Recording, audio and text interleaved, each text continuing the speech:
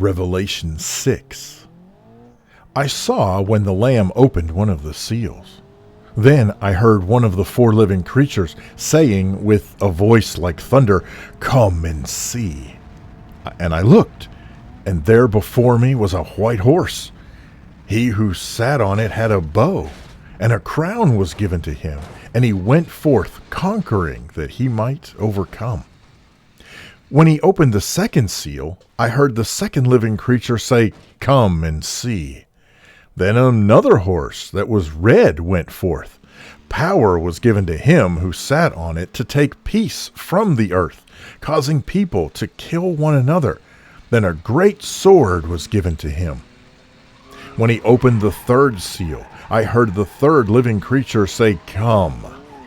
I looked, and there was a black horse, and he who sat on it had a pair of scales in his hand. Then I heard a voice in the midst of the four living creatures saying, "A quart of wheat for a day's wages, and 3 quarts of barley for a day's wages, and do not harm the oil and the wine." When he opened the fourth seal, I heard the voice of the fourth living creature say, "Come." So I looked, and there was a pale horse, and the name of him who sat on it was Death, and Hades followed him. Power over a fourth of the earth was given to them to kill with sword, with hunger, with death, and by the beasts of the earth. When he opened the fifth seal, I saw under the altar the souls of those who had been slain for the word of God and for the testimony that they had held.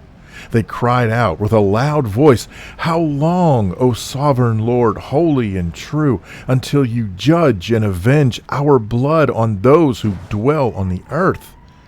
Then a white robe was given to each of them, and they were told to rest a little longer, until the number of their fellow servants and brothers should be completed, who would be killed as they were. I watched as he opened the sixth seal, and suddenly there was a great earthquake, and the sun became black like sackcloth made from goat hair, and the moon became like blood, and the stars of heaven fell to earth as a fig tree drops its unripe figs when it's shaken by a strong wind. Then the heavens receded like a scroll when it is rolled up, and every mountain and island was removed from its place.